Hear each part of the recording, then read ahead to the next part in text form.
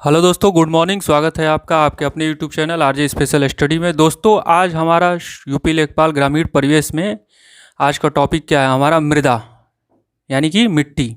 तो उत्तर प्रदेश में कैसे किस प्रकार की मिट्टी पाई जाती है और किस प्रकार की मिट्टी उपज फसल के लिए लाभकारी होती है, उसके बारे में हम देख रहे थे। तो आज देखिए पूरा, इससे पहले हमारी एक क्लास मृदा से चली हुई थी, मिट्टी से।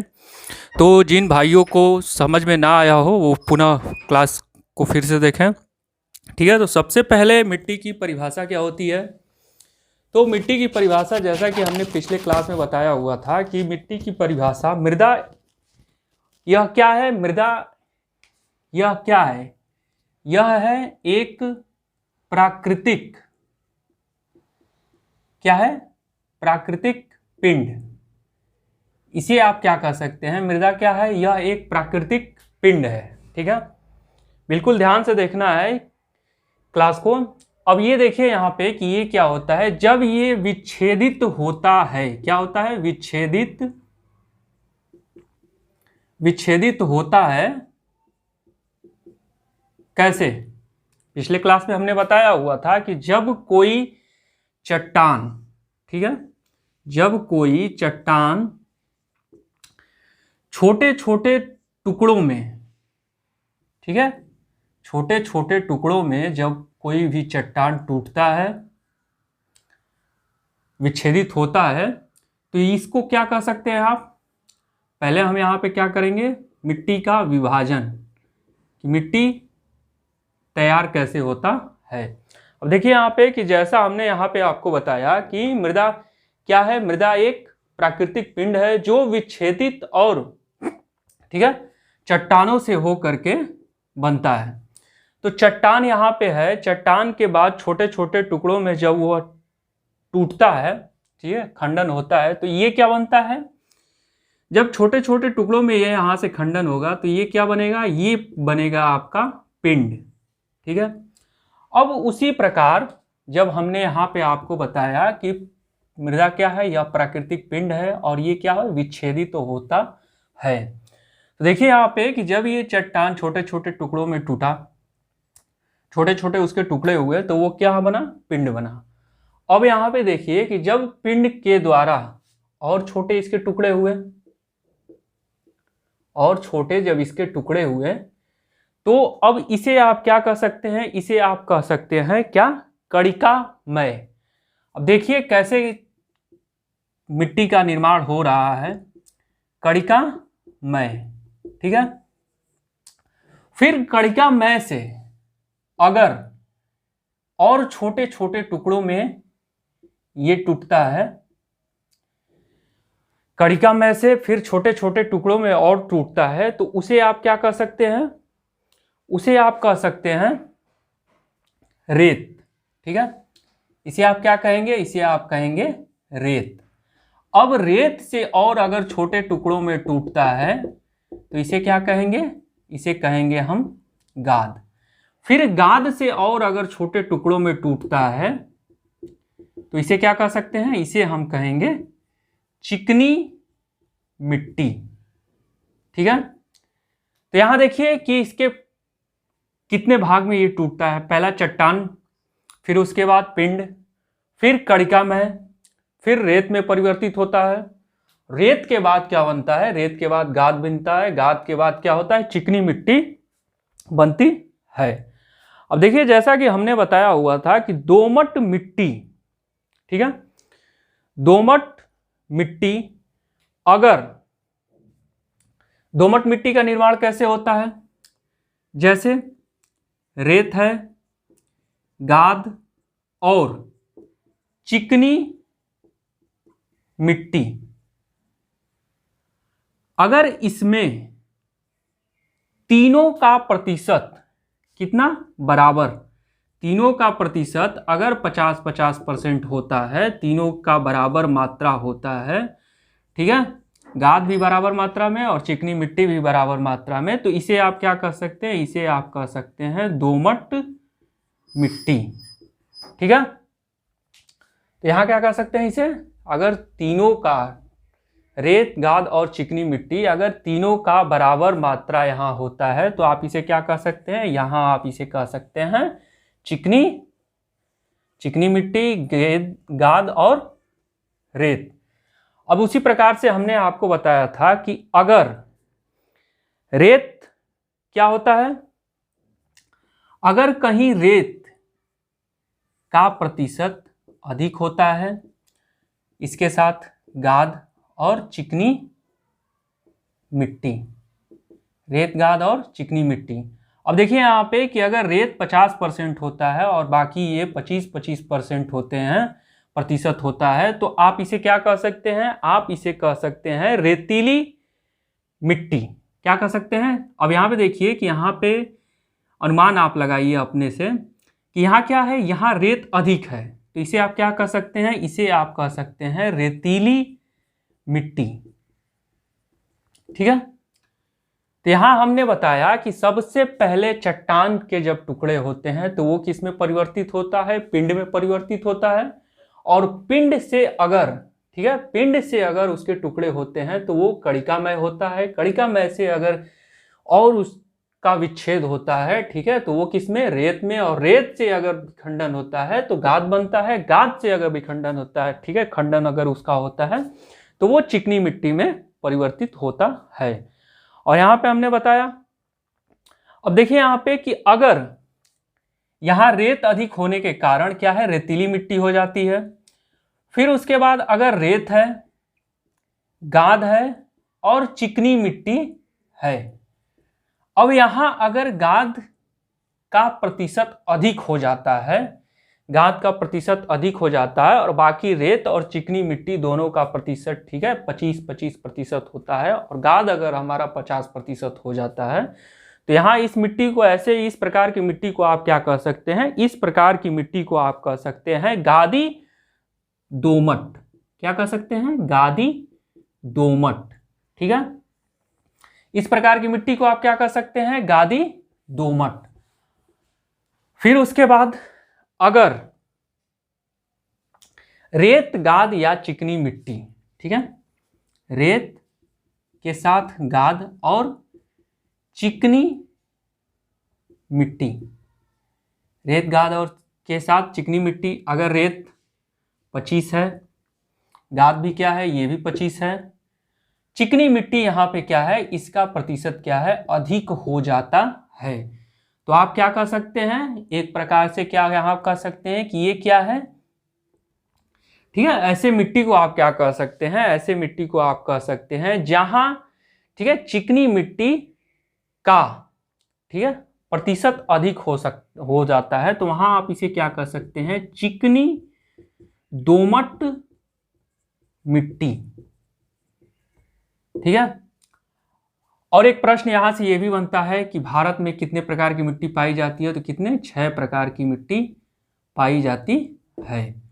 अब देखिए यहाँ पे कि जिस प्रकार से रेत, चट्टान के टूटने से पिंड, कणिका में रेत, गाद और चिकनी मिट्टी यहाँ पे निर्माण होता है। अब देखिए यहाँ पे कि रेतीली या बलुई मिट्टी, जब रेत 50% से अधिक होता है, हो जाएगा, तो क्या होगा, रेतीली मिट्टी। बिल्कुल, जिन भाइयों को अगर ना समझ में आए तो वो हमारे टेलीग्राम के माध्यम से जुड़ करके अपने कमेंट के द्वारा डाउट्स को अपने क्लियर कर सकते हैं। ठीक है, और जितना यहाँ से बताया जा रहा है केवल वही यहाँ पे आपके साथ साझा किया जाएगा जो आपके परीक्षा प्रश्न पत्र में यूपी लेखपाल से संबंधित है, बस उतना ही यहाँ पे आपको बताया जाएगा। ठीक है, अब देखिए यहाँ पे कि जैसा कि हमने बताया था पिछले क्लास में कि उत्तर प्रदेश में 3, ठीक है, उत्तर प्रदेश को जो है मिट्टी के आधार पे 3 भागों में बांटा गया है। पहला क्या है हमारा, पहला है हमारा भाबर तराई का एरिया। ठीक है, क्या है, भाबर तराई का एरिया। अब ये एरिया कैसा होता है, भाबर तराई का एरिया कैसा होता है, पहला आपका ये समझिए यहां से कि भाबर तराई का एरिया कैसा होता है। भाबर क्षेत्र की मृदा का निर्माण कैसे होता है, पहले तो आप यहां से ये समझिए कि भाबर क्षेत्र की मृदा का निर्माण कैसे होता है, निर्माण कैसे होता है, देखिए यहाँ पे सबसे पहले आपके सामने आता है कंकड़, पहला कंकड़, और कंकड़ के साथ, ठीक है, कंकड़ के साथ पत्थर और बड़े रेत, ठीक है, कंकड़ के साथ पत्थर और इसके साथ बड़े रेत। अब एक प्रकार से आप हमें ये बताइए, ठीक है, कमेंट के माध्यम से भी आप बता सकते हैं। अब एक प्रकार से हमें आप ये समझाइए कि अगर मान लीजिए कि आपके सामने ये पत्थर है, ठीक है, आपके सामने ऐसे मृदा का निर्माण कैसे होता है।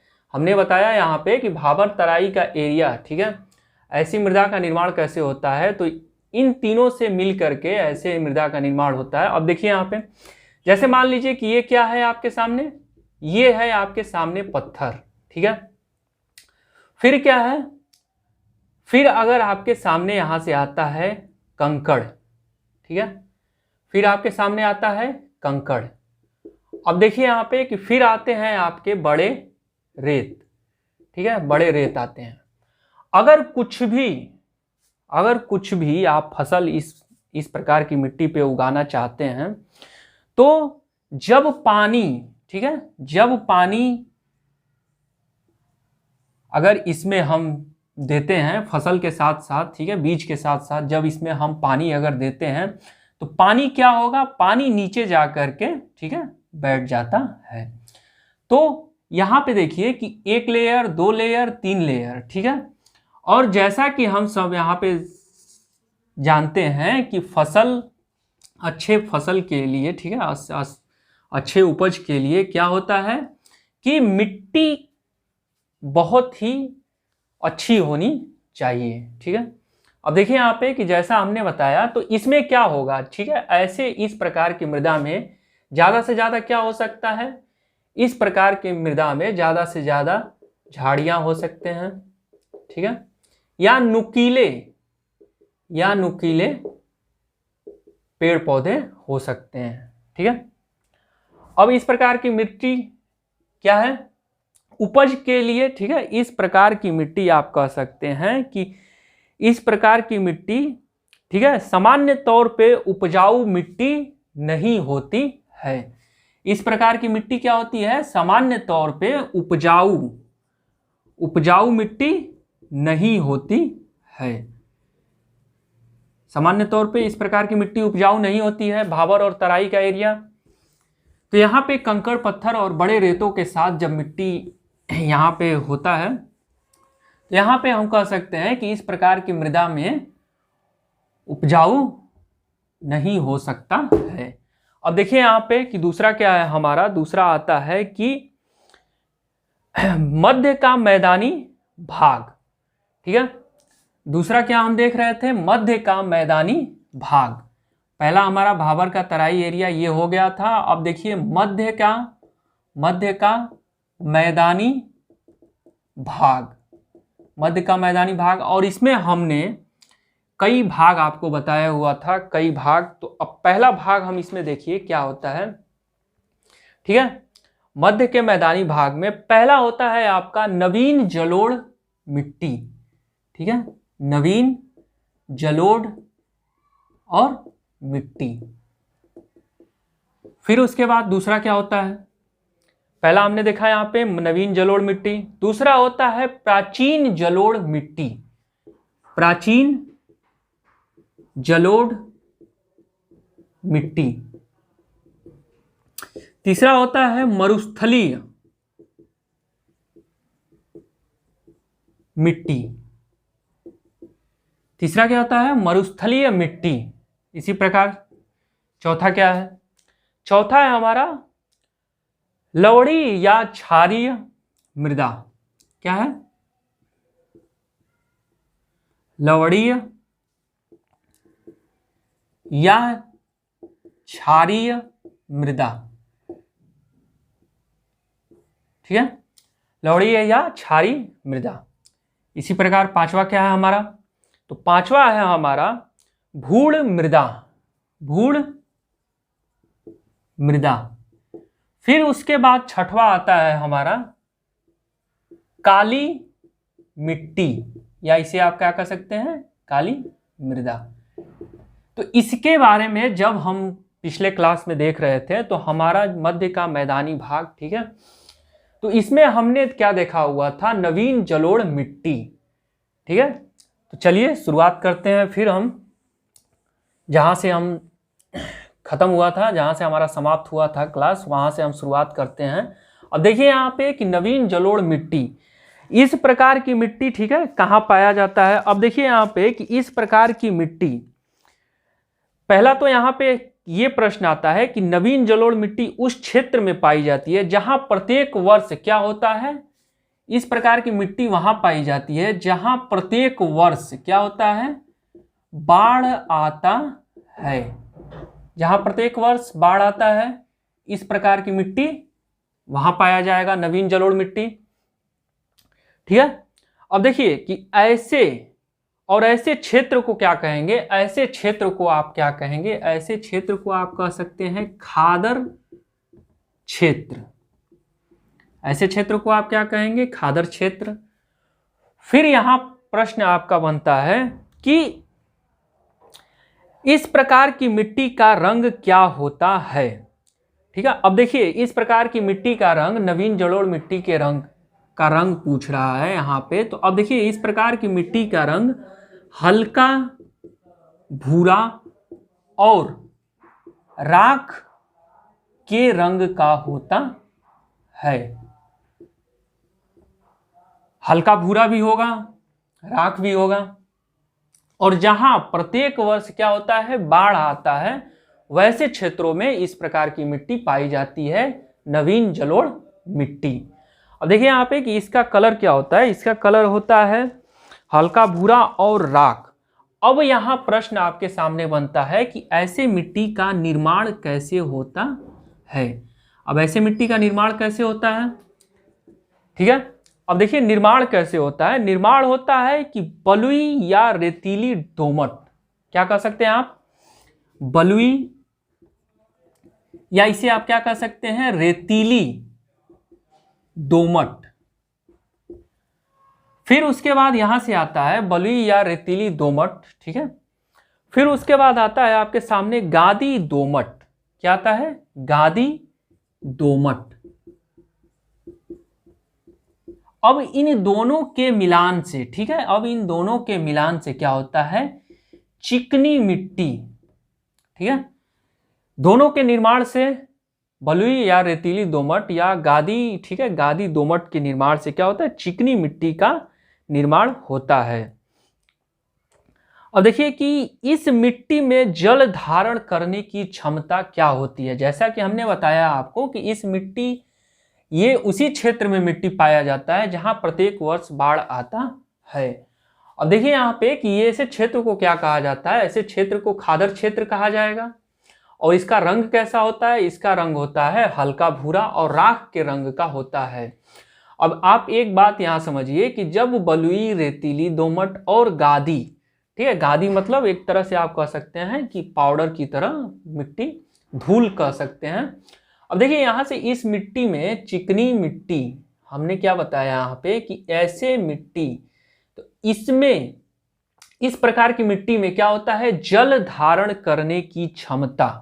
ठीक है, बिल्कुल ध्यान से सुनिए क्लास को कि इस मिट्टी में जल धारण करने की क्षमता, जल धारण करने की क्षमता क्या होती है, अधिक होती है। जहां भी चिकनी मिट्टी आपको दिखेगा वहां जल धारण करने की क्षमता, जल धारण मतलब जल को शोषित करने की क्षमता क्या होगा, अधिक होगा, अधिक होगा। और जब यहाँ पे इस प्रकार की मिट्टी में, ठीक है, जल धारण करने की क्षमता अधिक होगा तो उपज भी अच्छा होगा। ठीक है, तो एक तरह से आपका क्या कह सकते हैं, एक तरफ से आप ये कह सकते हैं कि ये इस प्रकार की मिट्टी क्या है, उपज के लिए बहुत ही अच्छी होती है। अब देखिए इस प्रकार की मिट्टी में कमी क्या होती है, ठीक है, इस प्रकार की मिट्टी में कमी क्या होती है। इस प्रकार की मिट्टी में सबसे पहले तो आप ये समझिए कि इस प्रकार की मिट्टी में नाइट्रोजन की कमी होती है। किसकी कमी होती है, नाइट्रोजन की कमी होती है। कमी किसका हुआ, नाइट्रोजन का।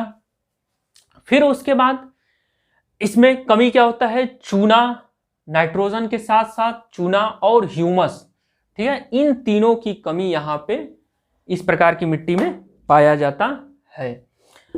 तो नाइट्रोजन के साथ चूना और ह्यूमस, ये तीनों की कमी, ठीक है, इन तीनों का कमी यहां पे पाया जाता है। अब जैसा कि हमने बताया कि इस प्रकार की मिट्टी, ठीक है, पूरे भारत में केवल दलदली मिट्टी को छोड़ दिया जाए तो लगभग हर मृदा में, ठीक है, अगर ऐसे पूरे भारत को अगर हम छोड़ देते हैं, दलदली मिट्टी को अगर छोड़ देते हैं, तो पूरे भारत में क्या होता है, पूरे भारत में लगभग हर मृदा में ह्यूमस कम पाया जाता है। प्रश्न आपका क्या बनता है कि पूरे भारत, ठीक है, पूरे भारत में अगर दलदलीय मृदा को अगर हम छोड़ देते हैं तो पूरे भारत में हर मृदा में, ठीक है, पूरे जितने प्रकार की मिट्टी हैं उसमें किसकी कमी पाई जाती है, यहाँ पे ह्यूमस की कमी पाई जाती है। ठीक है, अब देखिए यहाँ पे कि जब पूरे दलदली मृदा को, ठीक है, छोड़ दिया जाता है तो हर मृदा में ह्यूमस की कमी पाई जाती है। क्योंकि ऐसा कब होता है, ठीक है, ऐसा तब होता है जब गर्म प्रदेश अधिक होता है। जब गर्म प्रदेश अधिक होता है तो वैसे में ह्यूमस की कमी पाई जाती है। तो ये तो आपका रहा यहां से कमी, नाइट्रोजन के साथ साथ चूना और ह्यूमस का कमी। अब देखिए यहां क्या होता है कि इस अधिकता क्या होता है, कमी तो आपने देखा कि नाइट्रोजन, चूना और ह्यूमस का कमी होगा। ठीक है, अब देखिए अधिकता क्या होता है। ठीक है, अधिकता, सबसे पहले हमने कमी देखा, अब अधिकता देखिए कि अधिकता इसमें किस प्रकार की मिट्टी में अधिकता क्या होता है। तो सबसे पहले अधिकता जो होता है वो होता है आपका पोटास। ठीक है, सबसे पहले होता है आपका पोटास और उसके बाद होता है जैविक, क्या होता है, जैविक खाद या इसे आप कह सकते हैं उर्वरक। ठीक है, पोटास, जैविक खाद, उर्वरक और उसके साथ फास्फोरिक अम्ल। क्या होता है, फास्फोरिक अम्ल, फास्फोरिक अम्ल। कमी तो हमने देखा, एक कमी नाइट्रोजन के साथ साथ चूना और नाइट्रोजन के साथ साथ चूना, यहां पे कमी होगा और ह्यूमस का भी यहां पे कमी हो रहा है। तो ऐसा कब होता है, पूरे दलदलीय क्षेत्र, दलदलीय मिट्टी को छोड़ करके जो जहां क्या है गर्म प्रदेश होगा, जो जहां गर्म प्रदेश होगा वहां उस मिट्टी में क्या होगा, केवल ह्यूमस का कमी होगा। ठीक है, अब यहां पे देखिए अधिकता क्या है, पोटास, जैविक खाद और फास्फोरिक अम्ल। अब यहां उपज देखिए कि पानी की मात्रा जब अधिक है, ठीक है, अब देखिए यहां से कमी तो कमी और अधिकता हमने देखा। अब देखिए उपज जैसा कि इस प्रकार की मिट्टी में पानी की अधिकता होती है, ठीक है, जल धारण करने की क्षमता अधिक होती है, पानी की अधिकता क्या है, अधिक है यहाँ पे। तो इस प्रकार की मिट्टी में क्या होगा, क्योंकि हर साल यहाँ पे क्या होता है, हर साल यहाँ पे बाढ़ आता है। जब हमने आपको यहाँ पे बताया कि नवीन जलोढ़ मिट्टी जहाँ प्रत्येक वर्ष बाढ़ आता है, तो जब यहाँ बाढ़ आता है तो वैसे ही मिट्टी क्या है, उपजाऊ होगा। ठीक है, ज़्यादा से ज़्यादा आप यहाँ पे क्लास के साथ हमारे जुड़िए। अब देखिए यहाँ पे कि जब हर वर्ष, प्रत्येक वर्ष क्या होता है, बाढ़ आता है और मिट्टी क्या है, पूरी तरह से उपजाऊ हो जाती है। अब जब यहाँ पे पूरी तरह से ये उपजाऊ मिट्टी हो जाती है प्रत्येक वर्ष बाढ़ आने के कारण, तो यहाँ पे क्या होता है, यहाँ पे पर्याप्त मात्रा में हर फसल जो है आप कह सकते हैं कि बिल्कुल आराम से हो जाएगा। ठीक है, जैसे गन्ना हो गया, गेहूं, धान, तिलहन, ठीक है, तिलहन, सरसों, दलहन, सभी प्रकार के उपज क्या है यहाँ पे पर्याप्त मात्रा में होंगे, पर्याप्त मात्रा में होंगे। तो यहाँ पे उपज हमने देखा कि गन्ना, गेहूं, धान, तिलहन, सरसों, ठीक है। अब देखिए कि गंगा यमुना मैदान का एरिया, तो वहां सभी फसलें क्या होता है पर्याप्त मात्रा में होता है। गंगा यमुना, ठीक है, जहां पे जल क्या होता है, जहां पे जल का कमी नहीं होता है वहां फसल जो है क्या होता है पर्याप्त मात्रा में होता है। अब देखिए अब आपके सामने आता है प्राचीन जलोढ़ मिट्टी। ये तो आपने देखा नवीन जलोढ़ मिट्टी की प्रत्येक वर्ष क्या होता है बाढ़ आता है और कहाँ किस प्रकार से अधिकता और गर्म क्या होता है, ठीक है। अब देखिए अब आपके सामने आता है प्राचीन, क्या आता है प्राचीन जलोढ़ मिट्टी। अब इस प्रकार की मिट्टी, ठीक है, ये ऐसे क्षेत्र होते हैं जहां बिल्कुल नवीन जलोढ़ मिट्टी में हमने आपको बताया कि जहां बाढ़ आता है, और प्राचीन जलोढ़ मिट्टी क्या होता है ये एक प्रकार से ऐसा, ठीक है, एरिया होता है जहां बाढ़, ठीक है, जहां बाढ़ क्या होता है नहीं आता है, जहां बाढ़ नहीं आता है।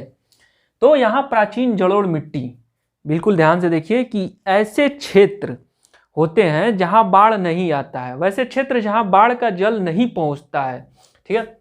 जैसे मान लीजिए कि ये क्या है, ये आपका धरातल है, ठीक है। अब ये देखिए ये एरिया है, ठीक है। अब अगर बाढ़ आता है, ठीक है, बाढ़ आता है या नहीं भी आता है तो ऐसे क्षेत्रों पे, ठीक है, ऐसे जगहों पे क्या होता है फसल उपजाऊ, ठीक है, फसल उपजाऊ के लिए यहाँ पे इस प्रकार की मिट्टी क्या है नहीं है। अब देखिए यहाँ पे कि प्राचीन जलोढ़ मिट्टी जब बाढ़ नहीं आता है ऐसे क्षेत्रों में, या फिर आप ये भी कह सकते हैं कि पहले पहुंचता, ठीक है, पहले जब, अब यहाँ पे हमने आपको बताया कि मान लीजिए प्राचीन से क्या हो गया यहाँ पे पुराना। अब पुराना जलोढ़ मिट्टी जब यहाँ पे है तो मान लीजिए कि पहले जब जल के साथ कुछ मिट्टी के भाग जो है बहा करके जब लाए गए तो पहले मान लीजिए कि ये ऐसे हुआ, ठीक है, पहले इतना ऊंचा हुआ, फिर इसके बाद मिट्टी इकट्ठा हुआ, ये इतना ऊंचा हुआ, फिर उसके बाद जो है इतना ऊंचा हुआ, फिर थोड़ा सा और ऊंचा हुआ, थोड़ा सा और ऊंचा हुआ। तो आप एक प्रकार से ये कह सकते हैं कि मिट्टी जब बहा करके, ठीक है, आता है, मिट्टी जब जल के साथ जब बह करके आता है, पुरानी जलोढ़ मिट्टी का यहाँ पे क्या है बाढ़ नहीं आता है, और बाढ़ आता भी है तो ठीक है ऐसे क्षेत्र यहाँ पे जब आता है तो ऐसे में क्या होता है कि पहले पहुंचता तो था, इसलिए इसे क्या है प्राचीन जलोढ़ मिट्टी का नाम दिया गया है, ठीक है।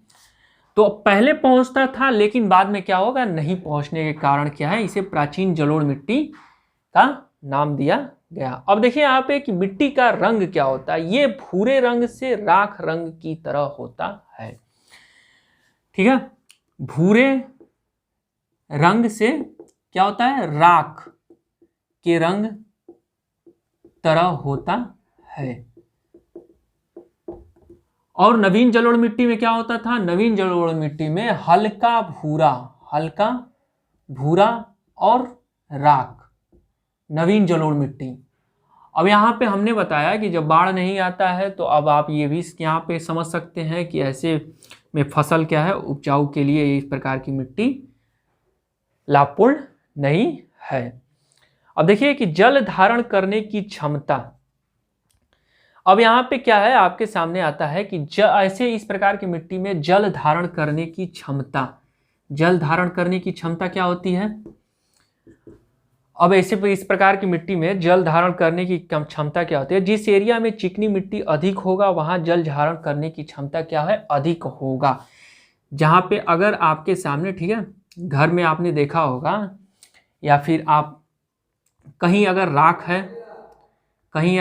है, अगर उसमें आप पानी अगर डालते हैं तो राख पानी को क्या है अधिक अवशोषित करता है, ठीक है, जल को क्या होता है वहां पे अधिक अवशोषित करता है, मतलब जल अधिक वहां पे लगता है। तो आप क्या कह सकते हैं यहाँ पे कि ये भी कह सकते हैं कि जल धारण करने की क्षमता अधिक होगा। अब बलुई प्रकार की मृदा होगा वहां जल धारण करने की क्षमता, ठीक है, जहां पे भी अगर रेतीली भूमि है, जहां पे भी अगर रेतीली मृदा है, तो जहां भी चिकनी आता है मृदा, वहां कह सकते हैं कि जल धारण करने की क्षमता क्या है, अधिक होगा। और अगर जहां बलुई या कह सकते हैं रेतीली मृदा होगा, वहां क्या होगा, जल धारण करने की क्षमता क्या होगा, कम होगा। तो यहां पे हमने देखा कि जल धारण करने की क्षमता यहां पे क्या है, अधिक है।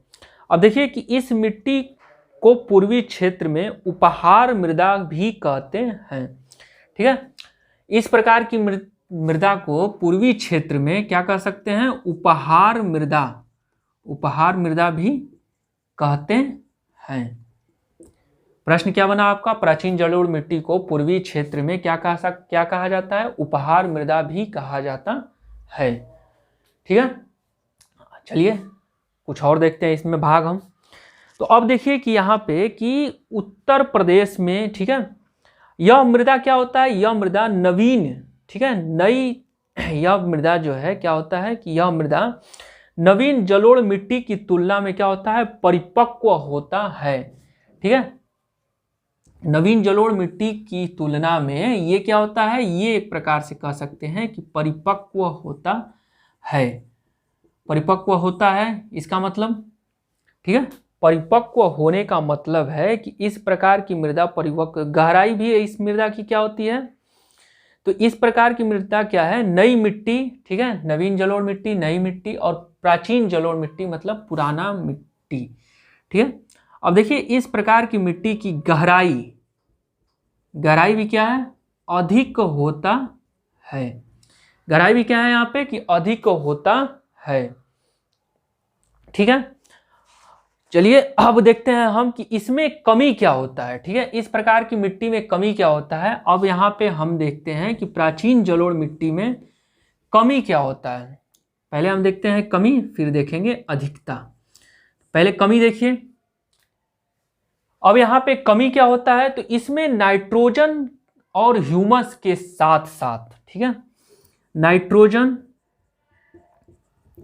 और ह्यूमस के साथ साथ किसकी कमी होती है, फास्फोरस की कमी होती है, ठीक है। यानी कि कमी कह सकते हैं कि नाइट्रोजन के साथ साथ ह्यूमस और फास्फोरस, ठीक है, तीनों का यहाँ पे कमी हो रहा है, किसमें, प्राचीन जलोढ़ मिट्टी में। अब देखिए यहाँ पे कि अधिकता क्या होता है, ठीक है। तो जैसा कि हमने यहाँ पे बताया कि इस मिट्टी में क्या आता है, कमी होता है। अब देखिए अब इस प्रकार की मिट्टी, ठीक है, क्या होता है यहाँ पे कि यहाँ उपज क्या होता है, उपज। तो इस प्रकार की मृदा में उपज क्या होता है, तो यहाँ पे आप कह सकते हैं कि धान, गेहूं, गन्ना, तिलहन, सरसों क्या होगा, धान, गेहूं, गन्ना, तिलहन, सरसों क्या होगा, यहाँ सब होगा, क्या होगा, सब होगा, ठीक है। फिर उसके बाद यहाँ पे आता है आपके सामने कि बाढ़ का पानी नहीं पहुंच पा रहा है ऐसे क्षेत्रों में, तो यहाँ पानी की व्यवस्था करनी पड़ेगी, ठीक है। अब मान लीजिए कि अगर कोई भी किसान है, जब उसके यहाँ पानी, ठीक है, उसके फसल को पानी चाहिए, ठीक है, और पानी की व्यवस्था जब उसके पास नहीं हो पा रहा है, ठीक है, बारिश नहीं हो पा रहा है, पानी नहीं उसे मिल पा रहा है, तो वो फसल उगाएगा कैसे, ठीक है। तो यहाँ पे क्या होता है कि जब किसान पानी की आवश्यकता को पूरी करने के लिए नहर और सिंचाई की व्यवस्था जब वहाँ पे वो करता है, तो वो क्या करता है, मिट्टी को क्या होता है, वहाँ पे उपज के लायक बनाता है, ताकि उसके जितने भी फसल हो वो अच्छे से अच्छी उपज हो वहाँ पे। अब देखिए यहाँ पे कि यहाँ तो हमने देखा कि उपजाऊ भूमि, ठीक है, पानी की आवश्यकता, यहाँ पे अगर बाढ़ का पानी नहीं पहुँच पा रहा है, तो यहाँ पानी की व्यवस्था करना पड़ेगा। अब देखिए यहाँ पे कि जल और खाद, सबसे पहले तो आप लोग यहाँ पे ये समझ सकते हैं कि जल भूमि को उपजाऊ बनाने के लिए जल के साथ साथ क्या होता है, खाद। खाद यानी कि उर्वरक, ठीक है। मृदा को, मिट्टी को उपजाऊ बनाने के लिए जल के साथ साथ खाद की आवश्यकता होती है। उपजाऊ भूमि लगातार फसल तो उगाते हैं, लेकिन यहाँ कमी क्या होता है कि देखिए पश्चिमी उत्तर प्रदेश में, ठीक है, पश्चिमी उत्तर प्रदेश में ज़्यादा उपज के कारण, ठीक है, ज़्यादा उपज के कारण यहाँ क्या होता है कि ऐसे में यहाँ जब हमने बताया कि जल के साथ साथ क्या होता है, खाद होता है, और यहाँ पे खाद तो लगातार फसल उगाते रहने के कारण, ठीक है, पश्चिमी उत्तर प्रदेश में अधिक उर्वरक और खाद की वजह से, ठीक है, कहाँ, पश्चिमी उत्तर प्रदेश में, पश्चिमी उत्तर प्रदेश में किसके कारण, जल और खाद, ये दोनों के कारण, ठीक है। बार बार लोग जो है अच्छी फसल के लिए क्या करते हैं कि बार बार लोग क्या है, खाद का उपयोग ज़्यादा करते हैं, ठीक है। अब जल अस्थायी रूप से बाढ़ का पानी पहुंच नहीं रहा है, तो हालांकि आप ये भी कह सकते हैं कि जब बाढ़ का पानी नहीं पहुंच पा रहा है तो जल क्या है, जल यहाँ पे पर्याप्त मात्रा में मृदा को, मिट्टी को नहीं मिल पाता है। अब जब मिट्टी को जल पर्याप्त मात्रा में नहीं मिलेगा और किसान भाई क्या करेंगे, किसान भाई क्या करेंगे, जब वो अच्छी उपज के लिए, ठीक है, खाद का प्रयोग करेंगे, उर्वरक का प्रयोग करेंगे, तो यहाँ प्रश्न ये बनता है कि पश्चिमी उत्तर प्रदेश में, ठीक है, पश्चिमी उत्तर प्रदेश में, ठीक है, उर्वरक और खाद की अधिकता के कारण, ठीक है, पश्चिमी उत्तर प्रदेश में खाद और उर्वरक की अधिकता के कारण, ठीक है, अच्छी फसल के लिए किसान भाई क्या करते हैं, खाद ज़्यादा डालते हैं, और उसके साथ साथ पर्याप्त मात्रा में जल क्या है, नहीं हो पाता है। तो यहाँ पश्चिमी उत्तर प्रदेश में ऐसे में मृदा में क्या होता है, ऐसी मृदा क्या होता है, हो जाता है यहाँ पे कि बंजर भूमि हो जाता है, ठीक है। तो पश्चिमी उत्तर प्रदेश में, ठीक है, पश्चिमी उत्तर प्रदेश में अधिकता के कारण, खाद की अधिकता के कारण भूमि क्या होता है, यहाँ पे बंजर होने लगता है, ठीक है दोस्तों। तो ये रहा हमारा मृदा से कुछ भाग आज हमने कंप्लीट किया। अगर जिन भाइयों को, ठीक है, जिन भाइयों ने अभी तक चैनल को सब्सक्राइब नहीं किया है वो चैनल को सब्सक्राइब करें और अपने दोस्तों के साथ शेयर करें, लाइक करें और पूरा वीडियो वॉच कीजिए, ताकि अगर आपके परीक्षा प्रश्न पत्र में यूपी लेखपाल से संबंधित अगर कुछ भी यहाँ से प्रश्न आपका बनता है तो आप उसे बिल्कुल आसानी पूर्वक कर जाएं। अगर कोई भी आपके सामने डाउट होता है तो वो आप हमारे टेलीग्राम के माध्यम से जुड़ करके अपने डाउट्स को क्लियर कर सकते हैं, ठीक है। और इसके आगे के भाग जो है लवड़ी या क्षारीय मृदा, ठीक है, भूड़ मृदा, काली मृदा और 3-4 मृदा जो बचे हुए हैं उसके बारे में हम नेक्स्ट क्लास में देखने वाले हैं। Okay, bye bye, take care.